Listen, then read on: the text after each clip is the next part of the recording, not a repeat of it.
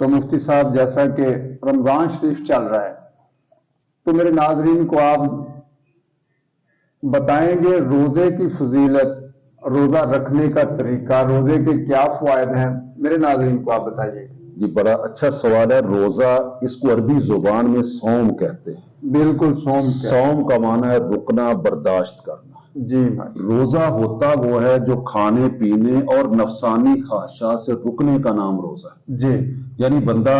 کھانے پینے کو بھی چھوڑتا ہے اور جھوٹ کو بھی چھوڑے تو پھر روزہ ہے، غیبت کو چھوڑے پھر روزہ ہے، حسد کو چھوڑے پھر روزہ ہے۔ یعنی جتنی اندر کا اپنے من کے اندر جو علائشیں ہیں، من کا جو گندگی ہے اس سے دور ہو جائے تو پھر جب اس کا روزہ مکمل ہوتا ہے۔ جی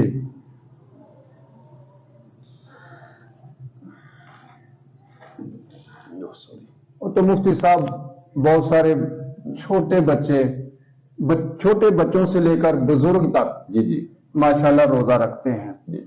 تو کیا چھوٹے بچے کو زیادہ ثواب ہے بزرگ کی نسبت؟ ثواب دیکھیے جو حقیقت ہے، ثواب جو ہے نا، ثواب تو جتنا جس کے اندر خلوص ہے اتنا اس کا ثواب ہے۔ جی ماشاءاللہ، وہ چھوٹا رکھے، جوان رکھے، بوڑھا رکھے، جی جو چیزیں کھانے پینے سے لے کر رک جانا، اگر کوئی کھانے پینے سے رک جاتا ہے لیکن نفسانی خواہشات سے نہیں رکتا، جی جھوٹ بھی ملاوٹ بھی کرتا ہے، لوگوں کے ساتھ دغا بازی فریب، اور بچوں میں یہ چیز کم ہوتی ہے، یعنی اس لیے بچوں کو ثواب زیادہ مل جاتا ہے۔ بڑے جو ہے وہ دنیا داری کے چکروں میں آج ادھر باتیں، ادھر کی ادھر بات، ادھر کی ادھر بات، تو یہ سارے معاملات جب وہ بندہ کرتا ہے تو ثواب اس کا کم ہو جاتا ہے۔ یعنی تو لہذا خلوص جو ہے وہ بیسکلی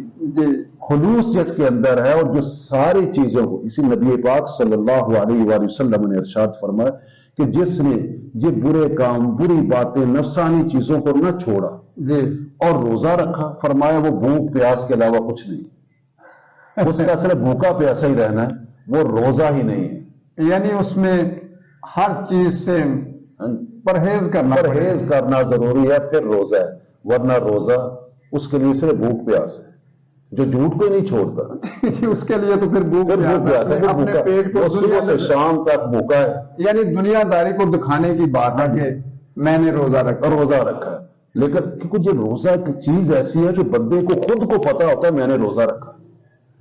اب کوئی شخص سحری کھا لے، بعد میں پھر کھا لے تو کیا پتا،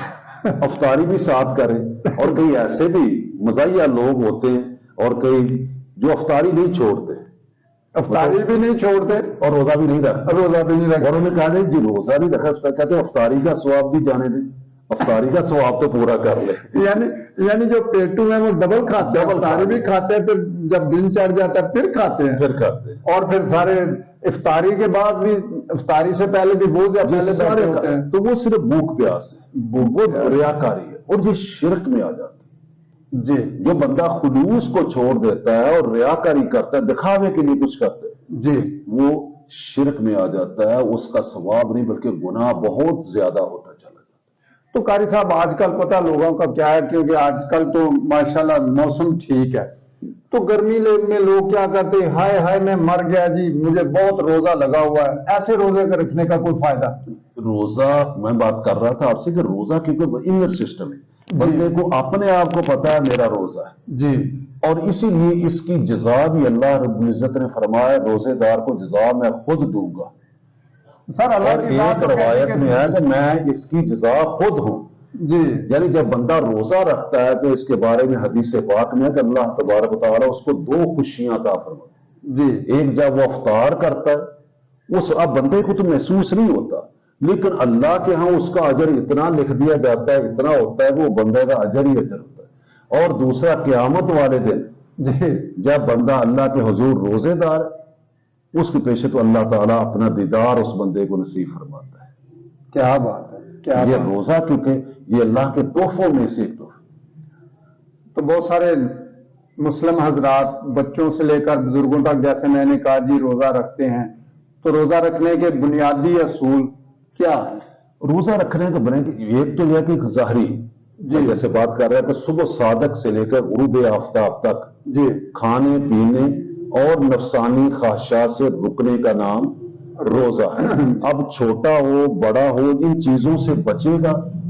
تو پھر روزہ اب جب وہ روزہ رکھ لیتا ہے کیونکہ نبی کریم صلی اللہ علیہ وسلم نے ارشاد فرمایا کہ اگر انسان کو پتا چل جائے کہ روزے کا اجر کتنا ہے ثواب کتنا ہے تو وہ ساری زندگی یا اللہ 1 مہینہ نہ رکھ 12 مہینے ہی روزے رکھ یعنی روزے کا اتنا مقام ہے اتنا اس کی فضیلت. اچھا مفتی صاحب روزہ رکھ کے جو عبادت ہوتی ہے اس میں کیا اس میں کسی غریب محتاج کے لیے بیمار کے لیے دعا کی جائے تو وہ کارگر ہے؟ کارگر قبول ہوتی ہے جب بندہ روزہ دار کو روزہ اللہ کہتے ہیں اس نے میرے لیے بھوک پیاس رکھے تو جب وہ اللہ کے لیے سب کچھ کرتا ہے تو وہ جب پھر زبان سے کہتا ہے اللہ بھوکوں کے لیے اس کا ہمدردی اس کے دل میں بھوکے کے لیے احساس ہوتا ہے پیاسے کے لیے احساس ہوتا ہے بیمار کے لیے وہ خود تندرست ہے اب بیمار بندے کا احساس اسے ہوتا ہے کہ جب کوئی بیمار ہو تو پھر اس کو بیماری کا پتہ چلتا ہے کوئی بھوکا ہو تو پھر بھوک کا پتہ چلتا ہے کہ جب کوئی پیاسا ہو تو پھر اس کو کسی کی پیاس کا پتہ چلتا ہے اور روزے میں کیونکہ یہ ساری چیزیں اکٹھی کر دی میں یہی پیغام دوں گا کہ جناب رمضان المبارک کا احترام کریں نبی کریم صلی اللہ علیہ وسلم نے ارشاد فرمایا جس نے اب ایمان اور احتساب کے ساتھ روزہ رکھا اللہ تبارک تعالیٰ اس کے اگلے پچھلے سارے گناہ معاف فرما دے گا تو لہٰذا ہم ایمان بھی اپنا مکمل رکھیں اور احتساب کریں احتساب یہ ہے کہ آدمی صبح سے شام تک دیکھے کہ میں کہیں گناہ تو نہیں کر رہا میں غلطی تو نہیں کر رہا اگر کوئی غلطی ہے تو غلطی سے رک جائے اگر کوئی گناہ کے کام کر رہا ہے تو گناہ کے کاموں سے رک جائے اگر ان چیزوں سے بچ گیا تو اس کا مطلب اس نے اپنا احتساب کر لیا